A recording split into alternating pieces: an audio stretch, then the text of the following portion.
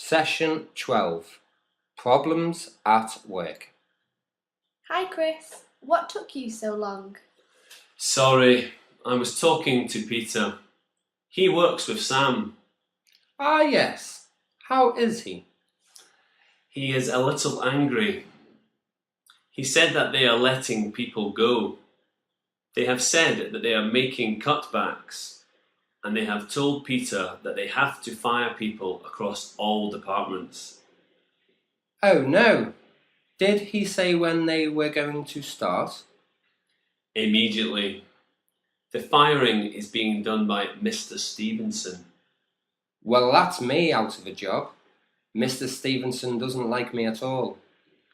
I'm sure that he cannot fire you because of personal feelings. I was told once to photocopy and distribute a newsletter. I broke the photocopier. I found some of Mr. Stevenson's work in the copy tray, so I blamed it on him. Why did you do that? It would have come out of my wages, and Stevenson gets paid a lot more than I do. Well, I hope he can forgive and forget, and you keep your job. Me too.